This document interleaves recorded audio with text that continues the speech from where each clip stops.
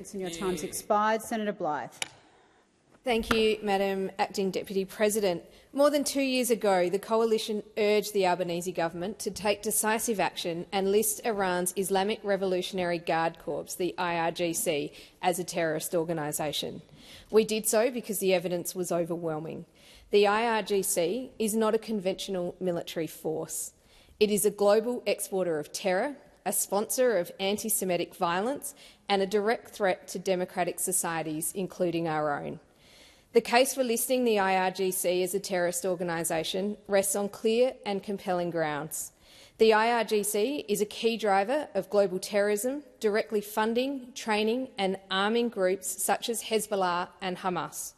Its activities extend well beyond Iran's borders, threatening Jewish communities and undermining international security. Listing the IRGC as a terrorist organisation would have aligned with Australia with other allies, close legal and financial loopholes and deter extremism at home, and signal that state-sponsored terror will not be tolerated. Despite the calls to act and to act decisively, the Albanese government did nothing. They dismissed the danger. They turned their backs on bipartisan calls for action. And now, after confirmed anti-Semitic attacks on Australian soil, one targeting a synagogue in Melbourne and another a Jewish-owned restaurant in Sydney, the government has finally acted. It has expelled the Iranian ambassador, and it has also signalled that it will move to designate the IRGC as a terrorist organisation. These steps are welcome, but let me be clear, they should never have taken this long.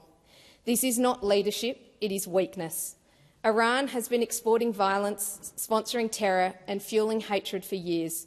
Strong action was required long ago, not only to confront Tehran abroad, but to also send a clear signal here at home. Because while this government delayed, the consequences were felt on our own streets. We have witnessed a disturbing rise in anti-Semitism across Australia.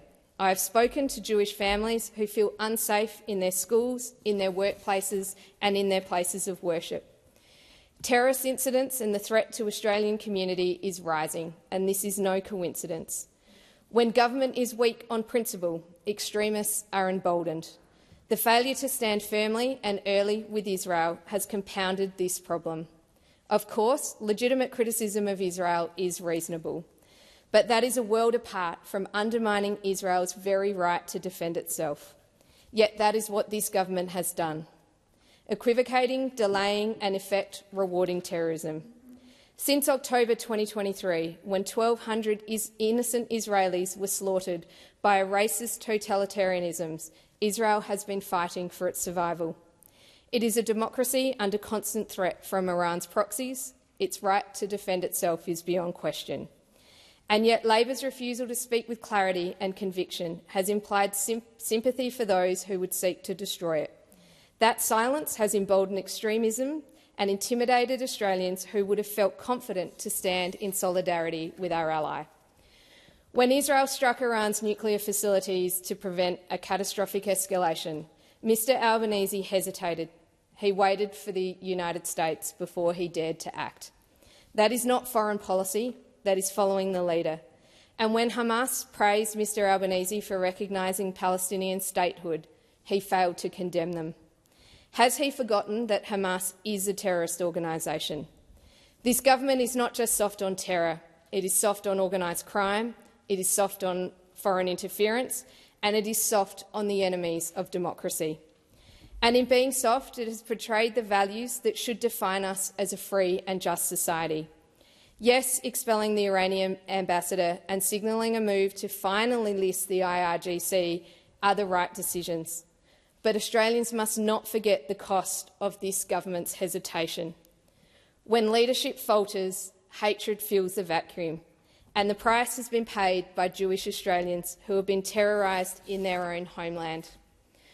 We must take actions together against Tehran's networks. We must confront anti-Semitism wherever it appears, because if we do not stand strong with our democratic allies, we cannot expect them to stand strong with us should we face danger ourselves.